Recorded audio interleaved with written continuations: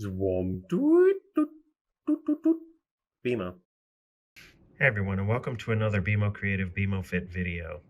So this one is kind of important. It's going to take a little while to get through, but I think it's important to talk about.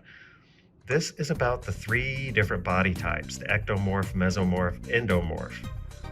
There are still many media commentators and even fitness instructors who use the convenience of the endo, meso, ecto classifications of body types. I've had several clients tell me this is why they are overweight, or this is why they're fat, or this is why they're skinny as an excuse, and it's simply not true. So I figured it's time I explain where the lie ends and the facts begin, okay?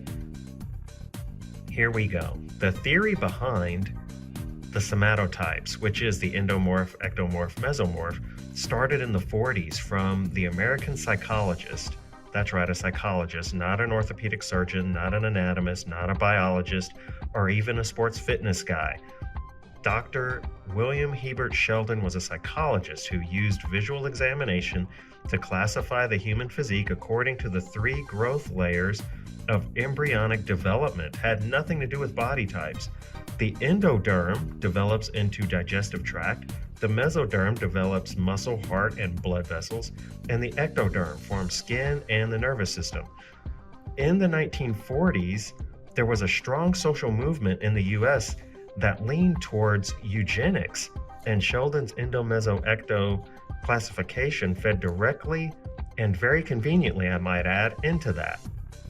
Despite the physical aspect of Sheldon's theory, his real aim was to tie his observations into the psychological makeup of people and associate that with each body type, creating the theory of constitutional physiology.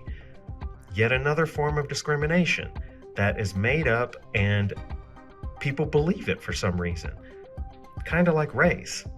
So his theory of constitutional psychology was discredited within a few months to a little over a year later, but the fallacy persisted to this day because of other people believing it and jumping on board with it, like Barbara Heath and later Lindsay Carter, developing it further and popularizing it in the 60s, creating a convenient diagram for many fitness professionals to use for marketing purposes.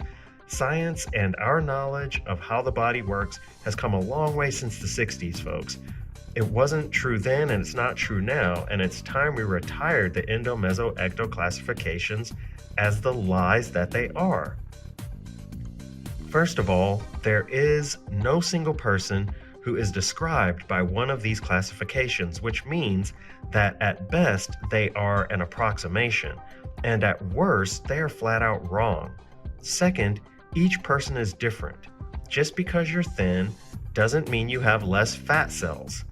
Ever heard of skinny fat? Yeah, it's a thing.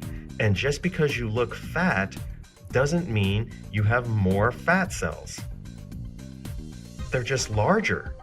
And just because you look muscular doesn't mean you're healthy or strong. Ask Callie Muscle about that. He's done tons of videos that explains how he thought he was healthy just because he was buff. Turned out he almost died. He's fixing it now, but man, people just don't understand this stuff. So, even after this video, I know people are going to believe the endo as meso ectomorph thing, even though I've just told you it's not real and I've just given you proof. People are still going to believe it. So here's 4 things to remember, okay? If you're going to continue believing this, every person is a combination of all 3 of the body types, if anything, based upon the complexities of their anthropometric makeup. You cannot base any training or nutrition plan just on the visual aspect of how you look or how heavy you are. Case in point, somebody like Bruce Lee, who had a fairly moderate to slow metabolism. He only ate about 1,600 calories and he was super thin and fast, and he was way stronger than he looked. Just as one example. Number 2, physical performance has nothing to do with your body type and everything to do with strength, endurance, and the ability to coordinate and recruit muscle groups during muscle movements. Number 3, physical fitness is independent of your body type. It refers to the ability of muscles to do specific work within a certain context and recover to do that all over again. Think about a heavyweight boxer. They have pretty high endurance, right? So does a marathon runner. Both of them are very fit, possibly, but they both look very different. The popular link between body type and metabolism is not true. It's false. While there are differences in the base metabolic rate, the BMR, which measures the amount of calories a body burns at rest, metabolism is the result of the individual's level of activity that each person engages in, rather than the body type itself. So you have somebody that can easily gain weight and is huge, like Eddie Hall.